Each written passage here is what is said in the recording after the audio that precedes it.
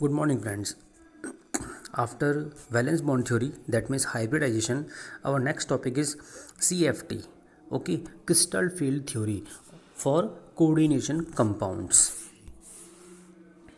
When ligands are associated with metal ion, the five orbitals of d block elements are splitted into two types, that are T2g and EG orbitals.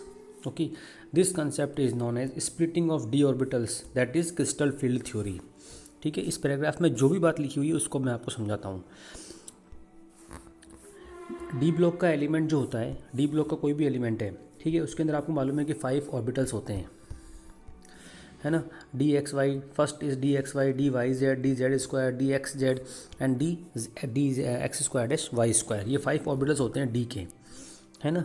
जब D block का कोई भी element, चाहे वो iron हो, chromium हो, manganese हो, cobalt हो, स्कैंडियम हो, टाइटेनियम हो, कोई भी एलिमेंट जब वो फ्री फॉर्म में होता है तो इसके डी ऑर्बिटल्स की सभी डी के सारे ऑर्बिटल्स की एनर्जी में कोई चेंज नहीं आता, वो एज इट इज़ रहते हैं। एनर्जी का जो लेवल रहता है ना इनका, एनर्जी का जो लेवल है वो एज इट इज़ रहता है। कहीं भी आप अगर मैंने ये एनर्जी लेवल बना रखा है तो इनकी एनर्जी का लेवल में कोई चेंज नहीं होता है when the D orbital is present in the free form D metal, okay.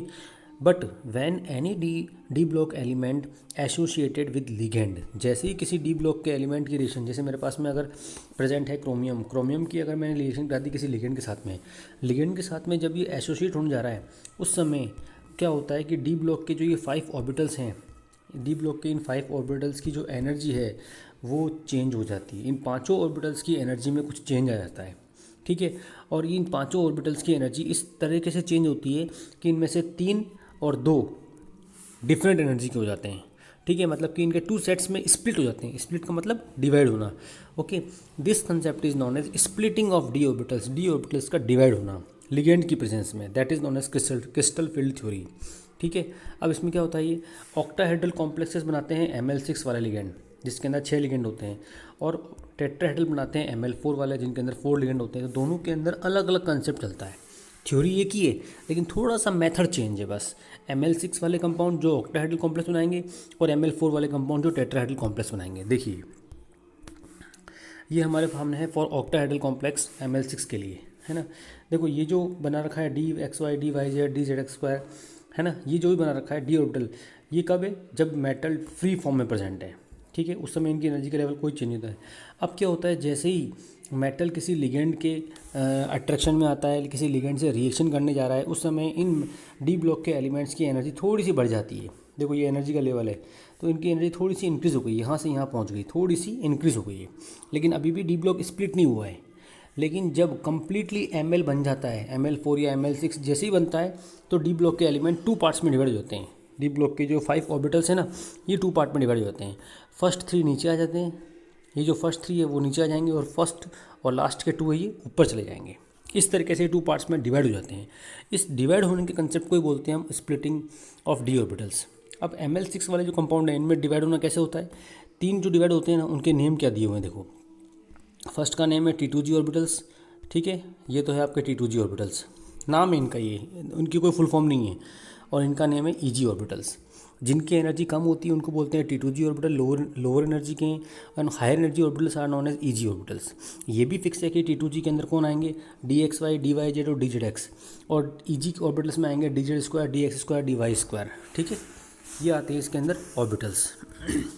जब आपके सामने कोई भी कंपाउंड आएगा, अगर वो Ml6 वाला है तो आपको उसको इसी पैटर्न में करना है, ठीक है। अब मैं आपको बात करता हूँ Ml4 वाले कंपाउंड्स की। Ml4 वाले कंपाउंड्स में क्या होगा, ये बने हुए हैं यहाँ पे सबसे नीचे, सेम वो के वही है। थोड़ी जैसे ये लिगेंड के कंसेप्ट में आते हैं, कॉन्टैक्ट में आते हैं तो इनकी एनर्जी थोड़ी सी बढ़ जाती है, लेकिन स्प्लिट नहीं हुए हैं। But after the formation of coordination compound तो इनके डी ब्लॉक 2 पार्ट में स्प्लिट हो जाते हैं।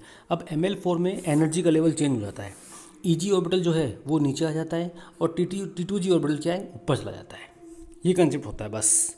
देखो ये दोनों नीचे आ गए, ये जो दोनों थे ये दोनों नीचे आ गए, और ये तीनों ऊपर चले गए।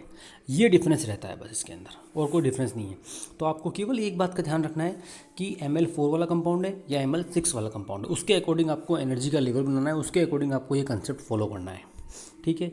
ये जो यहाँ पर लिखा हुआ है डेल टी, ये क्या है, एनर्जी डिफरेंस है। टी का मतलब टेट्राहेड्रल, यहाँ लिखा हुआ है डेल ओ, इसका मतलब ऑक्टाहेड्रल है, ओके। देखिए अब फर्स्ट एग्जांपल, फर्स्ट एग्जांपल है NiCl4-2। कैसे करना है, ये VBT से भी इजी है। NiCl4-2 आपके पास फर्स्ट एग्जांपल हो रहा है। निकल का एटॉमिक नंबर होता है 28, 4:3D इसका कॉन्फ़िगरेशन है। अब इस पूरे कंपाउंड के अंदर निकल की ऑक्सीडेशन स्टेट क्या निकल रही है, Na+2। ठीक है, ये हमने निकाल के देख ली, Na+2 आ रही है। Na+2 in the state of Na+2 the configuration is 3D8। Okay, from 4s2 2 electrons are removed, so actual configuration is 3D8। okay, now what can we do now? Okay, that is a 3D8 system, 3D8 system आप यहाँ लिख सकते हो उसके नीचे 3D8। अब आपको 8 electron इसके अंदर भरने हैं। ठीक है, ये आपने 8 इलेक्ट्रॉन इसके अंदर भर दिए। अब एनर्जी का लेवल भी आपने ये बना दिया 8 इलेक्ट्रॉन भरने के बाद में। अब देखो, सबसे पहले आपको ये देखना है कि ML4 वाला है कि ML6 वाला है। देखो ये ML4 वाला है, लिगेंड कितने इसके अंदर 4 है ना, तो ML4 वाला था। ML4 वाले कंपाउंड में EG ऑर्बिटल्स नीचे आते हैं और T2G ऊपर चले जाते हैं, यही होता है ना। अब देखो क्या हो रहा है, इन 8 इलेक्ट्रॉन्स को आपको इसके अंदर भरना है, इन दोनों के अंदर।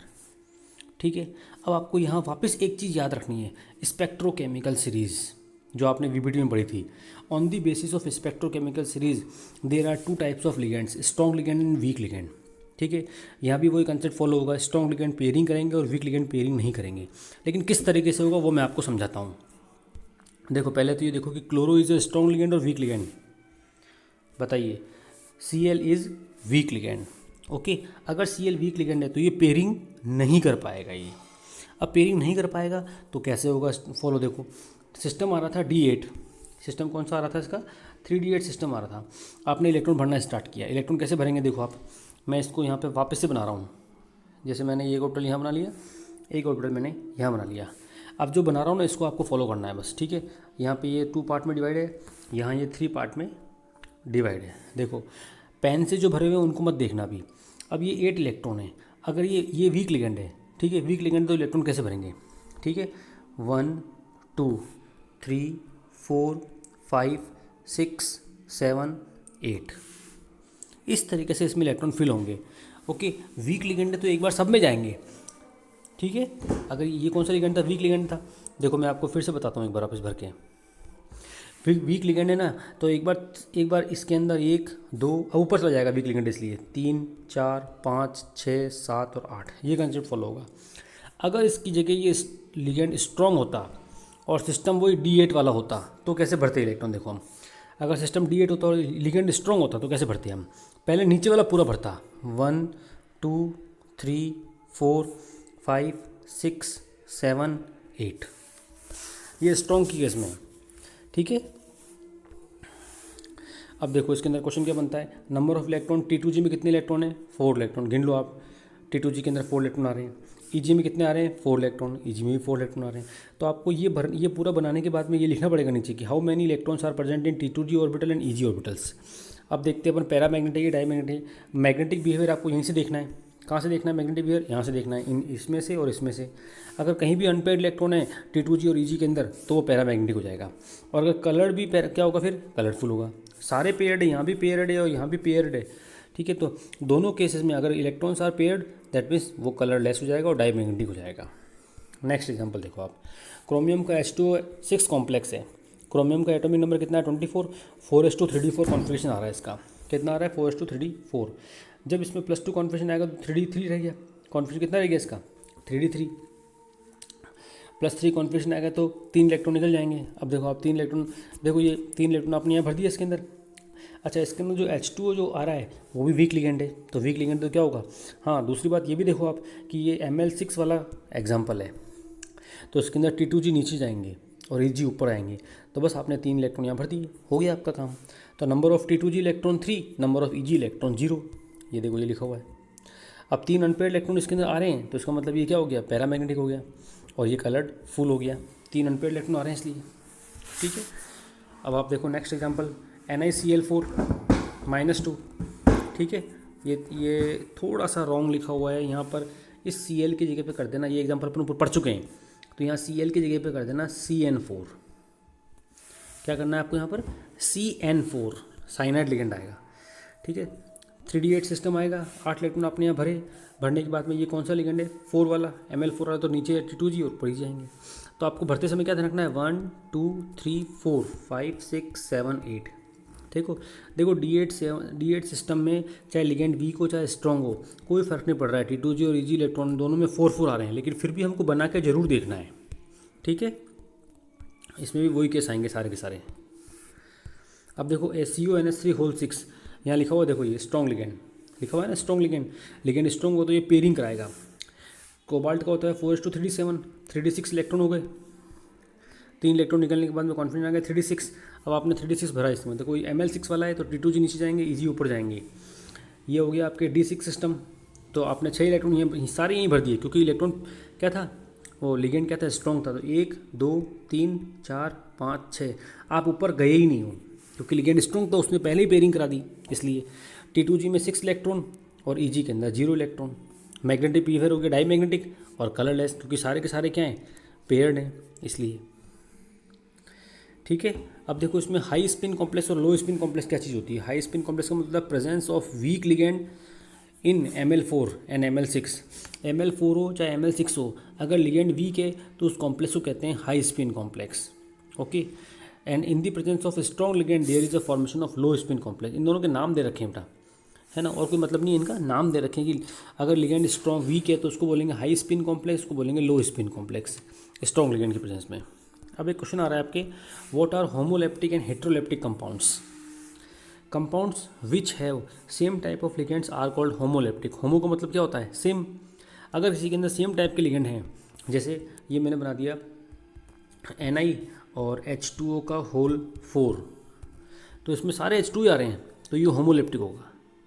ठीक है, अगर मैंने बना दिया यहाँ पर सपोज क्रोमियम और Cn का होल 6, तो ये भी होमोलेप्टिक हो गया। सारे के सारे सेम लिगेंड हैं। और इसके अपोजिट साइड मानो मैंने बनाया प्लेटिनम, एक लिख दिया Cl2, एक लिख दिया Br2, तो इसमें 2 अलग है 2 अलग है, और that means all are not same ligand, that is known as heteroleptic ligand.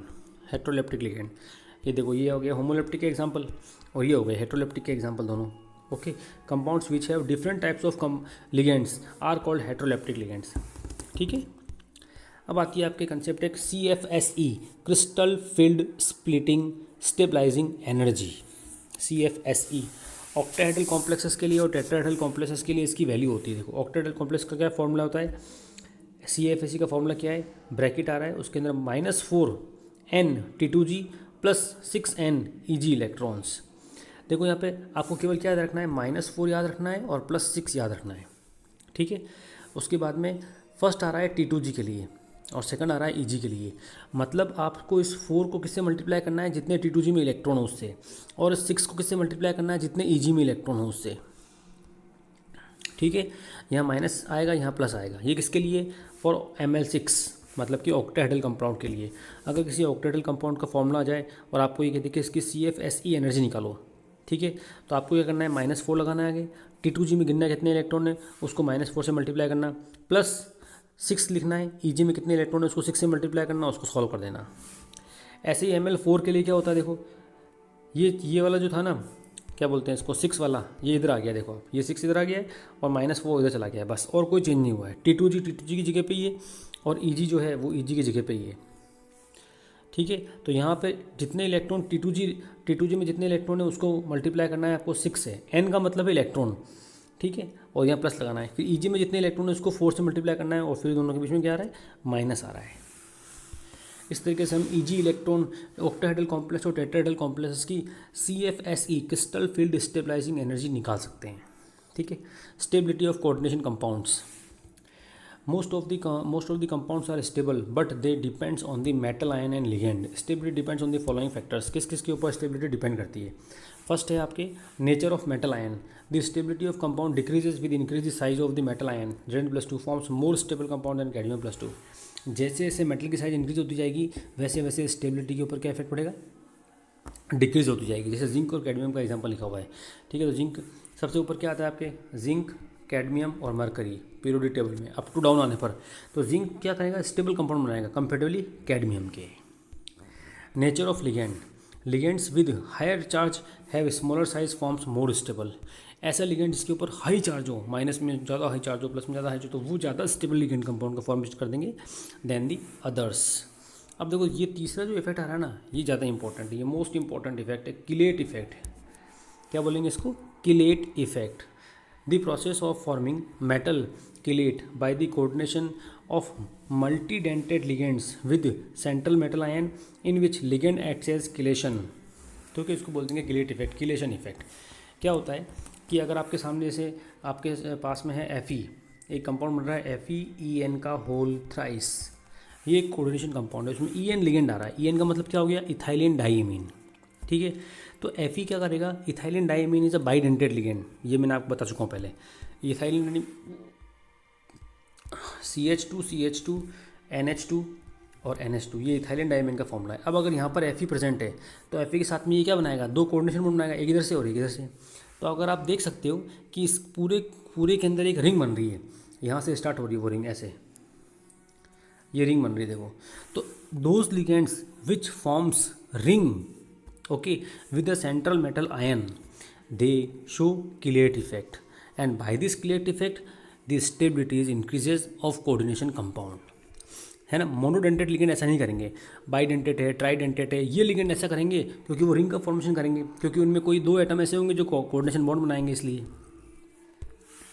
The stability of coordination compound increases with increase in number of the rings. जैसे जैसे नंबर ऑफ रिंग इंक्रीज होगी उनकी स्टेबिलिटी भी क्या होती जाएगी, बढ़ती जाएगी। तो that is a chelate effect. इसकी डेफिनेशन कई बार एग्जाम में पूछी हुई है, ध्यान रखना आप इस किलेट को, ठीक है। ओके।